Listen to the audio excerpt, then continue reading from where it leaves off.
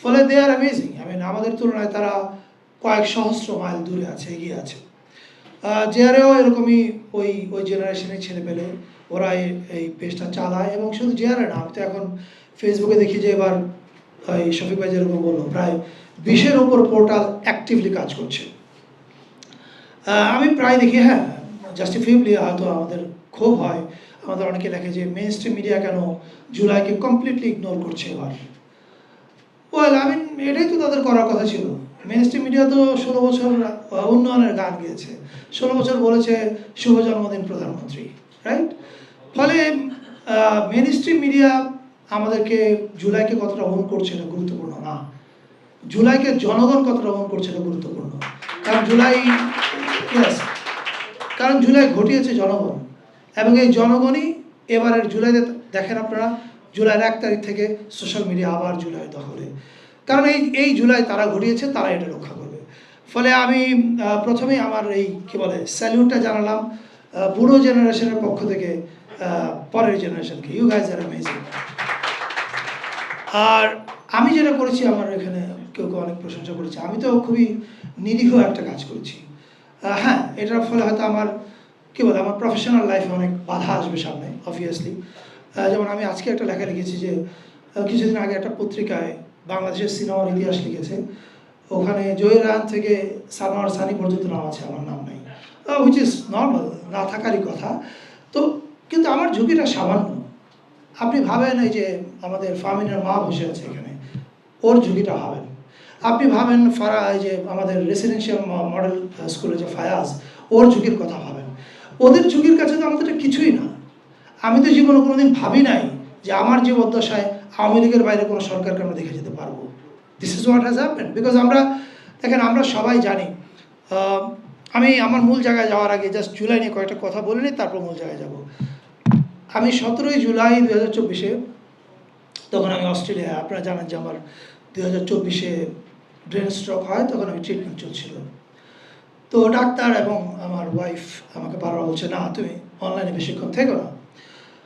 কিন্তু it's difficult, আপনি এতগুলো মানুষ মারা যাচ্ছে আর আপনি আরামে বসে থাকবেন, এটা খুব কঠিন। তো তখন আমি যখন এই জিনিসগুলো দেখছিলাম, আমাদের এই জুলাইয়ের ছেলেদের বীরত্ব, তখন আমি তিশাকে একটা কথা বলছিলাম, দেখো, এই প্রথমবারের মতো আমার কাছে মনে হয়েছে যে আমি বাংলাদেশের একটা জেনারেশনকে চিনি নাই।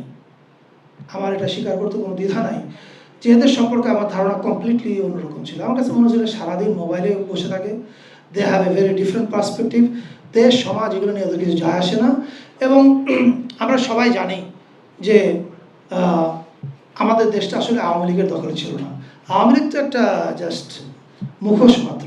এটা কার দখলে ছিল আপনাদের কাউকে বলে দিতে হবে না, you guys all know, right? এখন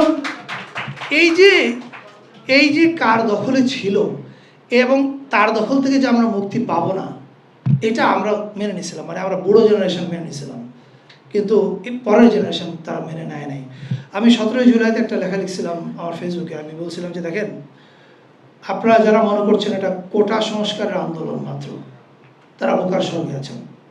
এটা নিজের দেশের 3য় শ্রেণীর নাগরিক হিসেবে না বাঁচার আন্দোলন। And this is what has happened. Because আপনি দেখবেন যে আমরা যখন দায়িত্বে ছিলাম, তখন আমরা আবরার ফাহাদকে স্বাধীনতা পদক দিয়েছি, এবং এটা নিয়ে অনেক রকমের প্রশ্ন আমাদেরকে করা হয়েছে যে আবরার ফাহাদের সাথে স্বাধীনতার কী সম্পর্ক। আমি তখন আমার ফেসবুকে লিখেছিলাম যে আবরার ফাহাদের সাথে স্বাধীনতার সম্পর্ক হচ্ছে এই, আপনি 2024-এ যারা রাস্তায় নেমেছে ইয়াং ছেলেরা, ওদেরকে জিজ্ঞেস করেন, ওদের প্রত্যেকের বুকের মধ্যে আবরার ফাহাদ ওয়াজ বিটিং। তারা প্রত্যেকে, ইয়েস, তাদের প্রত্যেকের বুকের মধ্যে সাইদ ওয়াজ বিটিং, সাইদের বুকের মধ্যে আবরার ফাহাদ ওয়াজ বিটিং। এবং তারা জানতো তারা আসলে পরাধীন, তারা জানতো তাদের দেশটা অন্য কেউ চালায়। ফলে হাসিনা দেখবেন যে প্রায় বলে, হাসিনার ছেলেও বলে, আমার মায়ের কী অপরাধ আমি ঠিক বুঝতে পারছি না। এটা আমি একটা ফিল্ম করেছি, পরে সিরিজ আকারে রিলিজ হয়েছে, আপনারা ইউটিউবে পেতে পারেন, 840 নাম। 840 শেষ দিকে মেয়র ডাব্লিউ এরকম একটা ডায়লগ দেয় যে আমার কী অপরাধ, এত উন্নয়ন করলাম, কিন্তু তবু একটা মানুষ আমার ভালোবাসলো না, আমি বুঝলাম না জিনিসটা। And this is what Hasina did not understand, যে তুমি আমাকে ফ্লাইওভার দিলা কিনা, কী দিলা না দিলা, ইট ডাজন্ট ম্যাটার, তুমি উন্নয়নের নামে কত টাকা চুরি করলা, তার চেয়ে সবচেয়ে বড় গুরুত্বপূর্ণ হচ্ছে আপনি আমাকে 5 তারকা জেলখানায় রাখলে আমি মানব না। আপনি আমার দেশের স্বাধীনতা আরেক দেশের হাতে তুলে দিলে আমি সেটা মানব না। আমি পরাধীনতার থেকে মুক্ত হওয়ার জন্য যদি স্ট্রাগল করতে গিয়ে আমাকে একবেলা কম খাইতে হয়, আমি ওটা মেনে নেব।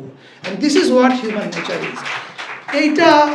এইটা জুলাই আমাদেরকে গিফট করছে, যে কারণে আমরা প্রত্যেকে এটাকে দ্বিতীয় স্বাধীনতা বলি। দ্বিতীয় স্বাধীনতা নট যে আমরা একটা নতুন দেশ পাইছি, এই অর্থে যে আমরা আমাদের সার্বভৌমত্ব ফিরে পাইছি এই জুলাইয়ের মাধ্যমে।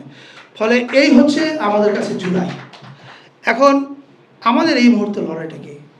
এই মুহূর্তের অনেক রকম লড়াই আছে। একটা লিগ্যাল লড়াই, বিচার, আর একটা রিফর্মস, যে আমাদের প্রশাসন ঢেলে সাজানো হবে কিনা, মেরিটোক্রেসি ফিরে আসবে কিনা, এটা আরেকটা লড়াই। আমি নিজে যে লড়াইটার মধ্যে আছি সেই লড়াইটা হচ্ছে মেমোরি, স্মৃতি।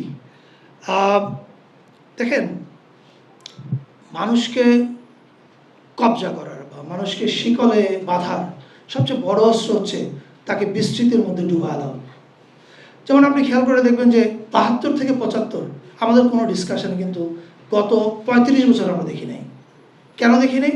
কারণ আমাদেরকে ভোলানো হয়েছে, আমাদেরকে ভুলাইছে মিডিয়া, কালচার, ন্যারেটিভ। আপনি 72 থেকে 75 নিয়ে কোনো সিনেমা পাবেন না, গল্প পাবেন না, ওই আলাপ নাই কোনো, রাইট?